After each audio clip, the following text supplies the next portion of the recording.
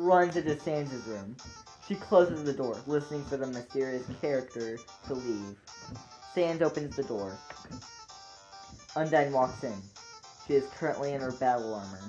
The only part of her showing from her metal clothing is her red ponytail. "Hey, Undyne, why are you banging on the door so loudly?" asks Sans. "Okay, oh, I'm sorry, I thought it smelled like human. And I just got a little triggered," says Undyne.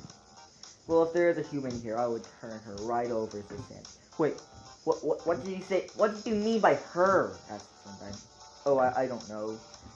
Her is just why it came first in my mind," says Sans. Well, I can just ignore. I just can't just ignore the smell of human," says Undyne. Sans tries to drive Undyne away from the human part, but she searches through his home.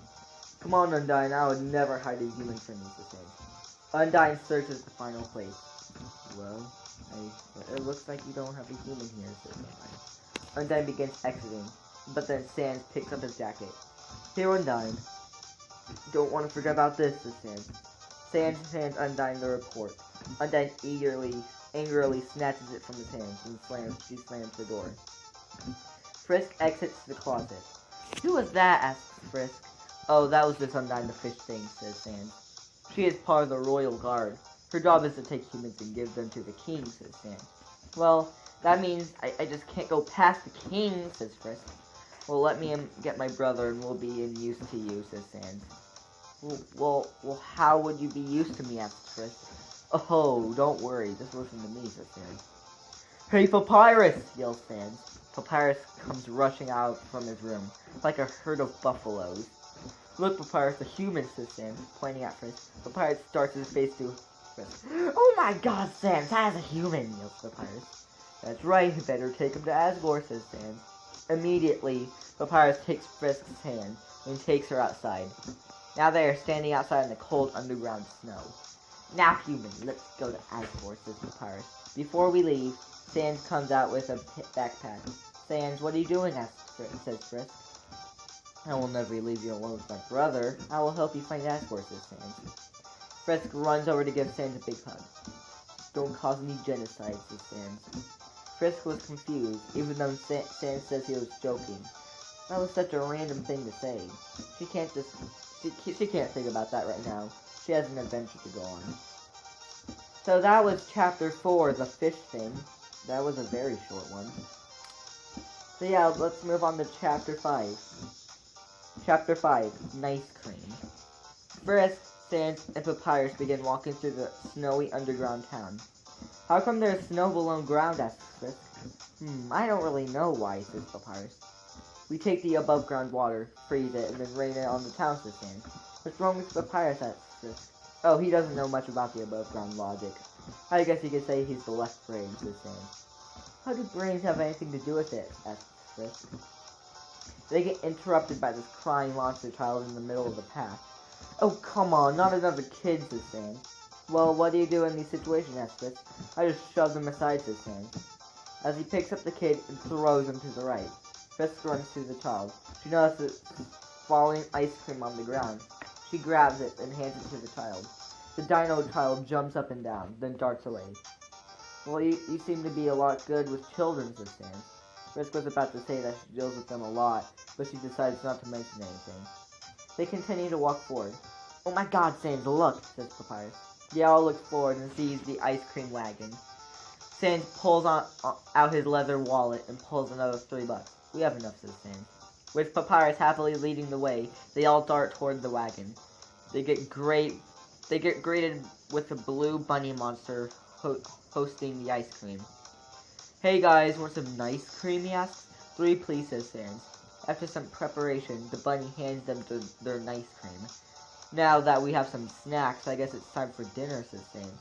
They all start walking to the opposite direction. They make it to this building called Grillby's. They walk in to see a bunch of heavy monsters eating and drinking. They make it to the front seats of their red building to see a man made of flame with a black suit and glasses. "Hey Grillby, how's it going?" says Sans. "I see you have guests," says Grillby.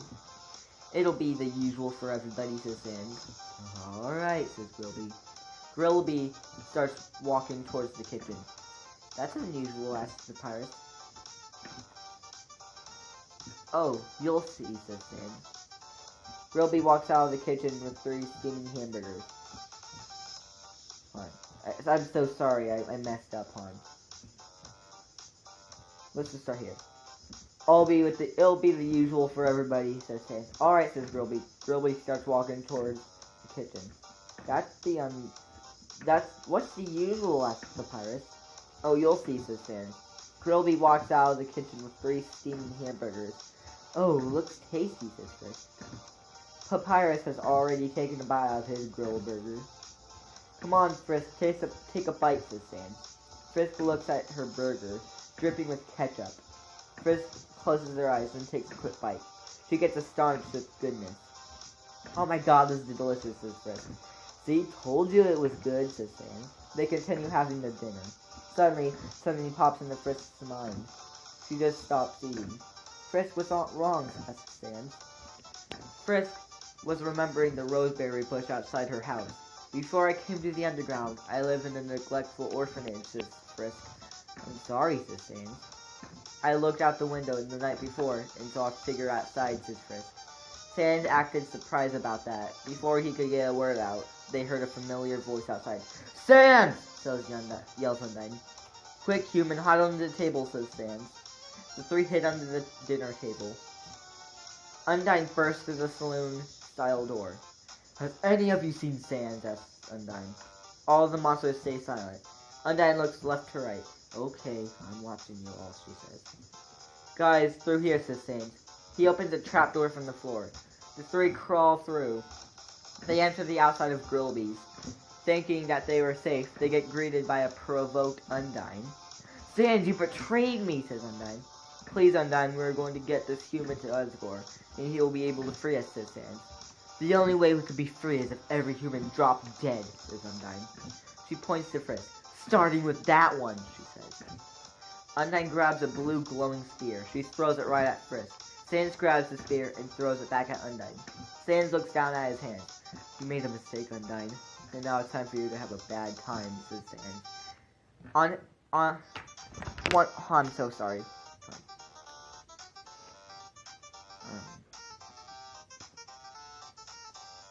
Sans grabs the spear and throws it back at Undyne. Sans looks down at his hand. You made a mistake, Undyne. And now, it's time for you to have a bad time, says Sans. One of his eyes is lifeless, and the other has a demonic blue dot. Sans raises his hands, and giant bones raise from the ground. They all float above Sans. Undyne does the same thing, except instead of bones, it's spears. They all launch their signature items at each other, and it turns into an epic war. Okay, well that was interesting. That was Chapter 5, The Nice Crane. Now let's go to Chapter 6, The Lab. Okay, let me just get to Chapter 6, The Lab. Okay, Chapter 6, The Lab. The spears rained down on Sans, and the bones flew into Undyne. There was a whirlpool of items circling the tube. Frisk and Sans both ran into the 2 bushes beside the scene. Sans jumps away just in time for Undyne to continue shooting at him. Sans finally grabs a trash can lid and uses it as a shield. Undyne's glowing spears keep hitting the trash can lid. It almost breaks through the lid, but it only does cracks to it. Sans finally places the lid onto the ground. The spears burn the grass, and they put black stains on the ground. Give me the child and everything will be alright, says Undyne. I was told to protect her, yells Sans. They continue their little war. Frisk, on the other hand, had a strange feeling. She feels like she has been taken over. Kill, says Lord. She tries her best to fight it. It can't control her. Undyne knocks Sans' shield out of his hand. It burns up in the damage that took. Sans ducks, and Undyne prepares for an ultimate attack. Undyne tries, but she runs out of spears. Damn it, she whispers to herself. Look, I gotta go, says Undyne. I'll see you scrubs later, she says as she runs away. Sans, are you okay? asks Sans. Papyrus, are you okay? asks Sans. Take me to office, says Sans. Papyrus, not knowing what he's talking about, picks up Sans. and takes them down to the snowy road. They arrive at the hotlands. The whole road is blocked off, leaving them one more choice. They have to ride the boat. They all climb into the travel boat. There was a mysterious monster driving the boat. He wore a dark hoodie and rows down the river. The pirates, Frisk, and Sans all board the boat. The creature turns to them.